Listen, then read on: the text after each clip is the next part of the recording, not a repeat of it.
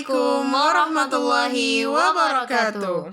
Hello everyone. Hai semuanya, para calon-calon parents di sana yang lagi bingung nih, gimana sih caranya mendidik anak agar seimbang antara ilmu dunia dan ilmu agamanya? Nah, mari kita bahas satu persatu di video kali ini. Baik, mari kita mulai dengan slide yang pertama. Dalam slide ini, mendefinisikan apa itu pendidikan anak. Intinya adalah bahwa pendidikan bukan hanya soal menghafal di sekolah, melainkan pendidikan adalah sebuah proses belajar dan interaksi yang berkelanjutan. Proses ini terjadi di 3 lingkungan utama. Yang pertama sekolah, keluarga, dan lingkungan sekitar. Jadi, tugas kita bersama adalah memastikan ketiga lingkungan ini mendukung tumbuh kembang anak secara optimal. Setelah kita membahas pendahuluan, sekarang kita masuk ke definisi atau pengertian sebenarnya dari pendidikan anak. Di sini dijelaskan bahwa pendidikan anak bukan hanya tanggung jawab satu pihak saja. Ini adalah usaha bersama yang melibatkan 3 peran penting di rumah, sekolah, dan masyarakat. Lalu apa sih tujuannya? Tujuan utama kita adalah membantu anak mengembangkan 4 potensi dasar mereka, yaitu intelektual, emosional, sosial, dan spiritual. Dengan mengembangkan keempat potensi ini, harapan akhirnya adalah agar anak mampu menyesuaikan diri dengan lingkungannya dan tentu saja menjadi pribadi yang bermanfaat bagi masyarakat. Setelah kita memahami definisi dan pelaku-pelaku dalam pendidikan anak, pertanyaan berikutnya adalah untuk apa ini semua dilakukan? Slide ini berjudul Tujuan Pendidikan Anak. Ada 5 tujuan spesifik yang ingin kita capai dalam mendidik anak yang dirangkum dalam kotak di sebelah kanan. Pertama, mengembangkan karakter dan pertemanan. Kita tidak hanya mencetak anak yang pintar, tapi juga berakhlak baik, mampu bersahabat, dan memiliki karakter yang kuat. Dan yang kedua, menumbuhkan rasa ingin tahu dan berpikir kritis. Pendidikan harus memicu anak untuk terus bertanya, ingin tahu hal baru, dan mampu menganalisis sebuah masalah, bukan hanya menerima informasi secara pasif. Ketiga, menanamkan kedisiplinan. Ini adalah pondasi penting agar anak memiliki tanggung jawab dan keteraturan dalam hidupnya. Yang keempat, mewariskan nilai moral dan agama. Tujuan ini memberikan kompas moral dan bekal spiritual bagi anak agar tidak tersesat dalam pergaulan yang akan datang. Dan yang terakhir, yang kelima, meningkatkan kreativitas dan kemampuan sosial. Anak didorong untuk berekspresi melalui kreativitas dan mampu berinteraksi positif dengan orang lain di lingkungannya.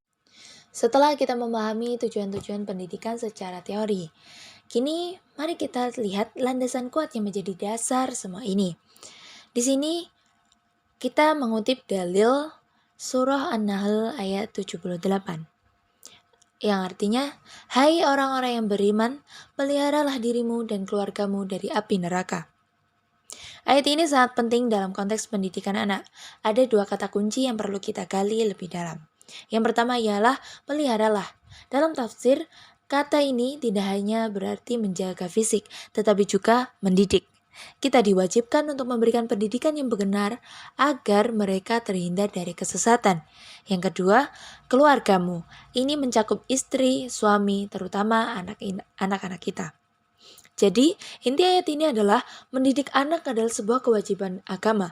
Dengan mengajarkan mereka ilmu pengetahuan, akhlak, dan tauhid, kita sedang melakukan bentuk perlindungan terbesar terhadap mereka, yaitu menyelamatkan mereka dari kerugian di dunia dan di akhirat. Tadi kita sudah membahas dalil yang mewajibkan kita untuk melindungi keluarga. Sekarang, mari kita turun ke praktiknya. Apa peran konkret orang tua dalam pendidikan anak?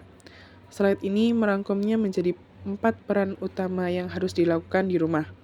Pertama, menjadi teladan yang baik. Ini adalah poin terpenting. Ingat, anak adalah peniru ulung, bukan apa yang kita ucapkan yang mereka ikuti, tapi apa yang kita lakukan. Jika kita ingin anak rajin membaca, kita harus rajin membaca dulu. Jika kita ingin anak sopan, kita juga harus sopan terlebih dahulu. Yang kedua, menjadi pendengar dan pembimbing. Jangan hanya menjadi hakim yang selalu memerintah. Anak butuh didengar keluhannya, aspirasinya, dan ceritanya.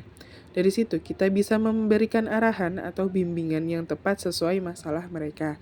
Yang ketiga, menciptakan lingkungan belajar yang positif. Rumah adalah sekolah pertama.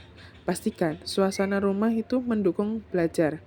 Bukan berarti harus kaku, tapi ada waktu khusus untuk belajar, tersedia buku bacaan, dan minim gangguan yang berlebihan. Dan yang terakhir, keempat, memberikan dukungan emosional dan motivasi. Anak butuh dikuatkan, berikan pujian saat mereka berhasil, dan berikan semangat saat mereka gagal. Dukungan emosional ini membuat mereka merasa aman untuk terus mencoba hal baru. Jika rumah adalah sekolah pertama yang mengajarkan nilai dasar, maka sekolah hadir untuk melengkapi dan memperluas wawasan anak. Peran sekolah ini merangkum 3 kontribusi utama sekolah dalam kehidupan anak. Yang pertama, memberikan pendidikan akademik dan karakter. Di sekolah, anak tidak hanya belajar membaca, menulis, dan berhitung. Bahkan lebih dari itu, sekolah membentuk karakter kedisiplinan, tanggung jawab, dan etika melalui aturan dan kegiatan rutin. Yang kedua, mengasah logika, kreativitas, dan kemampuan sosial. Sekolah adalah tempat di mana otak anak dipacu untuk berpikir logis melalui pelajaran sains atau matematika. Di sisi lain, seni dan kreativitas mereka diasah lewat menggambar atau kerajinan. Yang tak kalah penting adalah kemampuan sosial belajar berbicara di depan kelas dan bekerja sama dalam kelompok. Dan yang terakhir, tempat berinteraksi dan bermain. Jangan salah paham, sekolah bukan hanya tempat untuk duduk diam. Ini adalah playground sosial.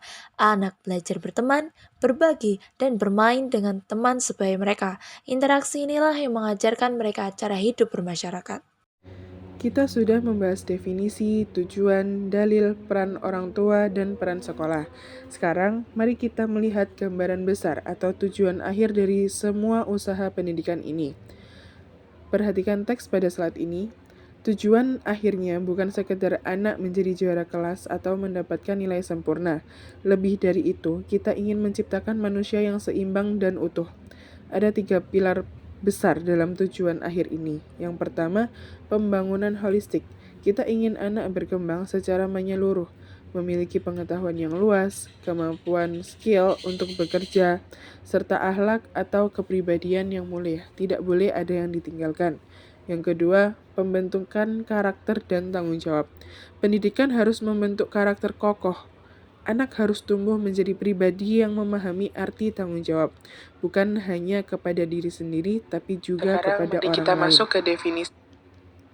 Yang ketiga, kemandirian dan adaptasi sosial. Ini adalah target realistis. Kita mendidik anak agar suatu hari nanti mereka mampu hidup mandiri. Mereka harus punya kemampuan untuk berdiri sendiri dan menyesuaikan diri dengan masyarakat luas. Untuk menutup materi ini, saya ingin berbagi beberapa parenting tips yang bisa kita lakukan bersama di rumah. Seringkali orang tua merasa tertekan dengan tuntutan harus menjadi orang tua yang sempurna. Akan tetapi, slide ini mengingatkan kita untuk kembali ke pendekatan yang lebih santai dan penuh cinta. Perhatikan saran-saran yang tertera di sini. Yang pertama, ciptakan lingkungan belajar yang santai. Jangan jadikan belajar sebagai momok yang menakutkan. Biarkan anak belajar dalam suasana yang menyenangkan. Tanpa tekanan yang berlebihan, anak akan lebih mudah menyerap ilmu. Yang kedua, jadilah teladan positif. Kembali ke prinsip dasar, anak meniru apa yang kita lakukan. Tunjukkan perilaku baik secara konsisten. Yang ketiga, tumbuhkan rasa percaya diri tanpa paksaan. Biarkan anak tumbuh sesuai waktunya. Jangan membanding-bandingkan mereka dengan orang lain. Berikan dukungan agar mereka percaya diri. Bukan karena takut pada hukuman, tapi karena merasa mampu. Yang terakhir, tanamkan disiplin dengan lembut. Disiplin bukan berarti keras atau kasar. Kita bisa mengajarkan tanggung jawab melalui percakapan yang baik dan kasih sayang.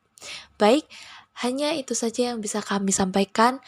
Kurang lebihnya kami mohon maaf. Wabillahi taufiq wal hidayah. Wassalamualaikum warahmatullahi wabarakatuh.